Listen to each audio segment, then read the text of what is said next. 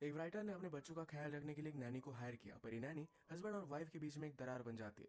Hello friends, आज मैं आपको डेडली इल्यूजन्स ये 2021 की एक thriller mystery Hollywood movie explain करने वाला हूँ। इस मूवी में अलग अलग ट्विस्ट एंड टर्न्स आते हैं, तो इसे अंत तक जरूर देखिएगा।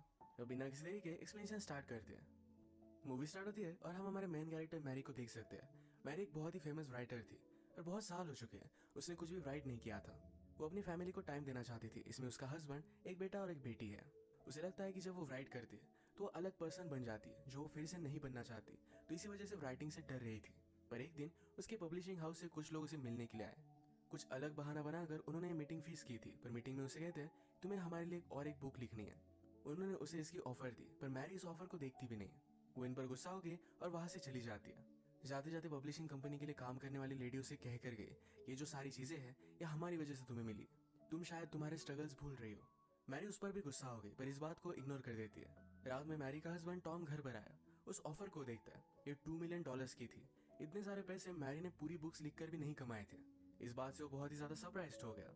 वो मैरी से कहता है कि तुम्हें इसे सीरियसली कंसीडर करना चाहिए। वो मैरी को कुछ डायरेक्टली बता नहीं पा रहा था, पर रात में उससे वो बात करता है। कहता है हमने जो पैसे सेव करके रखे थे उसमें से हाफ उसने वेस्ट कर दिए। ये पैसे उनके रिटायरमेंट के लिए थे। मैरी इस बात से डिस्टर्ब हो जाती है, पर अब उसे बुक लिखनी ही पड़ेगी क्योंकि उसके पास दूसरा कोई ऑप्शन नहीं है। अगले दिन मैरी अपने फ्रेंड इलिन के साथ स्पा में गई हुई थी। उसे सारी प्रॉब्लम बता रही थी। मैरी अपने बच्चों के लिए वरी करती है कि अगर वो बुक लिखेगी तो अलग पर्सन बन जाती है, अपने बच्चों का अच्छे से ख्याल नहीं रख पाएगी। इलिन ने कहा कि उनका ख्याल रखने के लिए तुम एक लड़की हायर कर सकते हो। मैरी को बात पहले सही नहीं लगती, पर फिर भी उसे ट्राई करती है। अलग अलग लड़कियों का उसने इंटरव्यू लिया। फिर लास्ट में ग्रेस आई। मैरी कॉफी बनाने के लिए गई, तभी ग्रेस कुछ पढ़ रही थी। मैरी को ये बात बहुत अच्छी लगती है। उसे लगता है कि अगर उसके बच्चे ग्रेस को बुक्स पढ़ता हुआ देखे तो वो भी बुक्स पढ़ सकते हैं। इन्होंने फिर बुक्स को लेकर डिस्कशन किया और मैरी को ग्रेस बहुत अच्छी लगी थी। थोड़ी देर में यहाँ बच्चे भी आ गए। ग्रेस उनके साथ बहुत ही अच्छे से बात करती है। ग्रेस ने घर में मैरी की बुक देखी और ये देखकर वो बहुत एक्साइटेड हो गई कि वो एक्चुअल राइटर के घर में है। ग्रेस का सारा बिहेवियर देखकर मैरी उसे हायर कर लेती है। एक दिन बच्चे स्विमिंग पूल में खेलने की जिद कर रहे थे, पर ग्रेस ने अपने कपड़े लाए नहीं थे। मैरी ने फिर अपनी यंग एज का स्विम सूट उसे दे दिया। मैरी की फ्रेंड इलेन भी यहाँ आई हुई थी। उसे कहती है तुम जरा इसे सावधान रहना, तुम्हारा हस्बैंड और इसके बीच में कुछ भी हो सकता है। मैरी ग्रेस को बहुत ही सीधी सादी समझती है। वो कभी भी इमेजिन नहीं करती कि ऐसा कुछ भी हो सकता है। रात में ग्रेस बच्चों को संभाल रही थी, तभी टॉम और मैरी ये दोनों इंटीमेट हो जाते हैं। बच्चों को संभालते संभालते इन दोनों को इतना टाइम मिलता नहीं था। ये दोनों ग्रेस पर खुश थे। नेक्स्ट डे फिर मैरी ने अपना बुक लिखना स्टार्ट कर दिया था। एक दिन मैरी के पैर पर चोट आ गई। ग्रेस उसे हेल्प कर रही थी तो उसकी इनरवेयर को उसने नोटिस किया। मैरी कहती है चलो हम तुम्हारे लिए शॉपिंग के लिए चलते हैं। वो उसके साथ चेंजिंग रूम में थी। ग्रेस की बॉडी देखकर मैरी को लगता है कि जब वो यंग थी उसकी बॉडी भी इसी तरीके से थी। अब वो अपनी यंग बॉडी को मिस करती है। ग्रेस ने मैरी के हाथ लिए और अपने आप पर रखे। वो कहती है तुम फील कर पाओ, इसीलिए मैंने ये किया। वो क्लियरली उसके साथ फ्लर्ट कर रही थी। इसके बाद मैरी की जो अपनी बॉडी को लेकर इनसिक्योरिटी थी, यही बात वो टॉम को बताती है। वो उसे पूछती है क्या तुम्हें लगता है कि मुझे प्लास्टिक सर्जरी करनी चाहिए। टॉम कहता है कि ऐसा कुछ भी करने की जरूरत नहीं है। तुम पहले जितनी ब्यूटीफुल थी अब भी उतनी ही ब्यूटीफुल हो। तुम्हारा माइंड, तुम्हारा इंटेलिजेंस, ये सारी चीजें मुझे तुम में बहुत अच्छी लगती है। मैरी अपने बुक के कैरेक्टर्स को लेकर बहुत ही कंफ्यूज थी। उसे वो कैसे होने चाहिए ये समझ में आ नहीं रहा था। यही बात सोचते सोचते उसने घर में ग्रेस को नोटिस किया। उसी पर वो अपना कैरेक्टर बेस्ड कर देती है। एक दिन उसके पब्लिशिंग हाउस से कुछ लोग उसे मिलने के लिए आए। उसके बुक्स के लिए वो आइडिया उसे दे रहे थे। तभी मैरी हमेशा ग्रेस के बारे में ही सोच रही थी। अगले दिन मैरी अपने फ्रेंड इलिन के साथ बात करती है। कहती है ग्रेस को मैं पहले बहुत ही अलग समझती थी, पर अचानक से वो उससे बहुत ही ज्यादा अट्रैक्टेड होने लग चुकी है। पहले उसे ऐसा कुछ भी नहीं लगता था।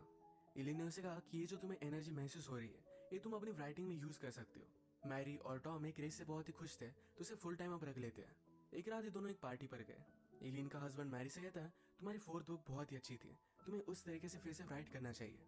मैरी कहती है जब मैंने उस बुक को लिखा था तो मेरी लाइफ में मैं बहुत ही डार्क प्लेस पे थी और फिर से उस प्लेस पर नहीं जाना चाहती। इलिन का हस्बैंड कहता है शायद वही डार्कनेस एक राइटर को आर्टिस्ट बनाता है। अगले दिन मैरी अपने स्विमिंग पूल के पास हैंग आउट कर रही थी।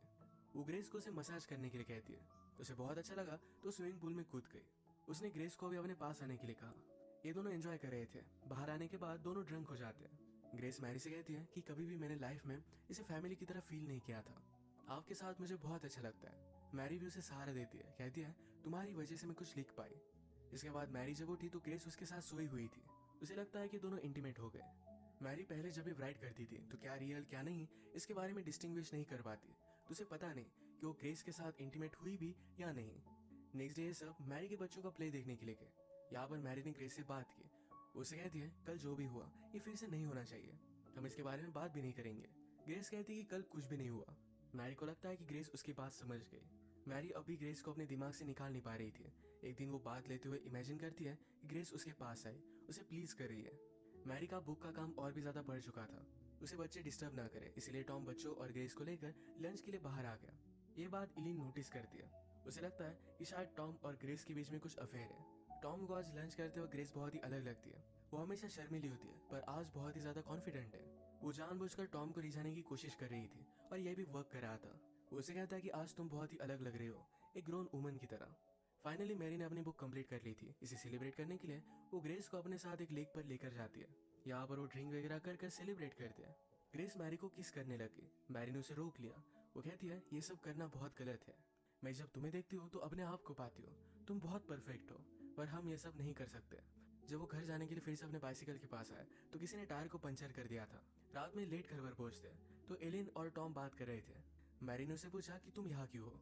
एलिन कहती है कि मुझे लगता है कि टॉम और ग्रेस के बीच में अफेयर चल रहा है, इसी के बारे में बात करने के लिए मैं आई हुई थी।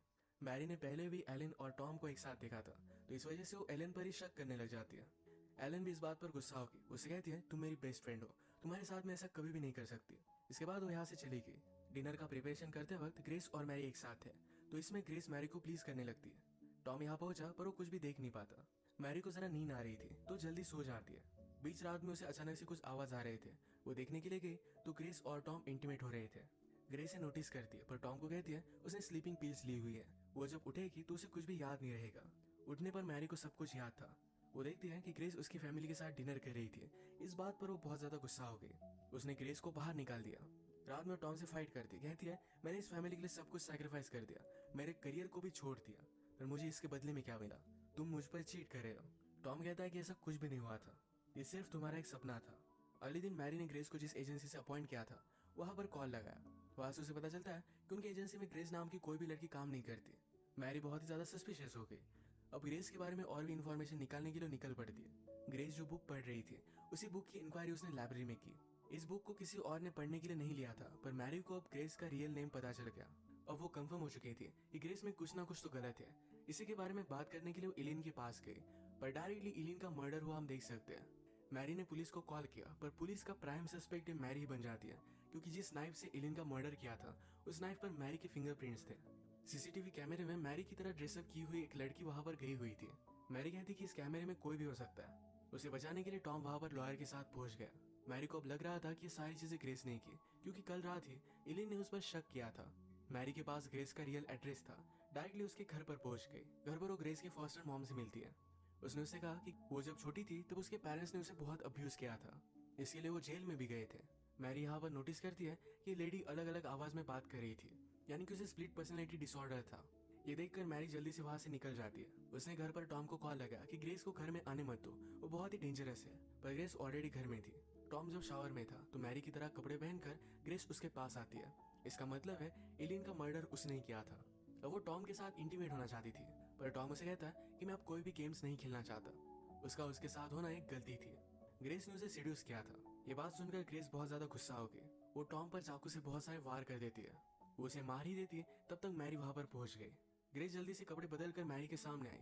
मैरी ने टॉम के बारे में पूछा तो कहती है कि टॉम शावर ले रहा है, तुम वहां पर मत जाओ। मैरी को सस्पिशियस लगा और वो वहां पर पहुंची तो टॉम ब्लीड कर रहा था। ग्रेस फिर से अपने हाथ में चाकू ले लेती है, पर वो अपने आप को कंट्रोल कर रही थी। वो भी अलग अलग दो आवाज में बात करती है। ग्रेस की भी दो पर्सनैलिटीज थी। अपने आप को प्रोटेक्ट करने के लिए एक डेंजरस सी पर्सनैलिटी उसने डेवलप की थी। उसकी एक पर्सनैलिटी उसे बोल रही थी कि इन दोनों को मार डाले, पर एक्चुअल ग्रेस उसे रोक रही थी। ग्रेस अपने आप को फिर से उस स्वीट लड़की में कन्वर्ट करना चाहती थी, पर उसकी दूसरी पर्सनैलिटी उसे करने नहीं देती। उसने मैरी पर हमला कर दिया। ग्रेस की सेकंड पर्सनैलिटी बोली कि तुम मैरी से प्यार करने लग गई, इसलिए मुझे मारना चाहती थी। ये इविल पर्सनैलिटी पूरी तरीके से कंट्रोल ले लेती है। वो मैरी को मारने वाली थी, पर मैरी ने उसके सर पर हमला कर उसे बेहोश कर दिया। अब इसके बाद मूवी में डायरेक्टली 1 साल बीत चुका है। मैरी ने अपनी बुक कंप्लीट कर ली है। वो अपने फैमिली के साथ बहुत ही खुश हम देख सकते हैं। मूवी के एंड सीन में वो ग्रेस से मिलने के लिए गई। मैरी ने उसे हॉस्पिटल में एडमिट कर दिया है। उसे ठीक होने में हेल्प कर रही है। ग्रेस की जो एक्चुअल पर्सनैलिटी थी ये बहुत अच्छी थी, और इसी को सेव करने के लिए मैरी उसे हेल्प कर रही है। ये दोनों अब बहुत ही अच्छी फ्रेंड्स है। इसी के साथ ये मूवी एंड हो जाती है। ग्रेस बचपन में अब्यूज हुई थी, तो इसी वजह से हमेशा से फैमिली को पाना चाहती थी। वो जब मैरी की फैमिली से मिली तो ये खुद के लिए स्टील करना चाहती थी। फिर उसकी अलग पर्सनैलिटी उस पर हावी होने लग गई। उसी पर्सनैलिटी के वश में आकर उसने ये सारी चीजें की थी। तो इसी के साथ आज का वीडियो हम खत्म करते हैं।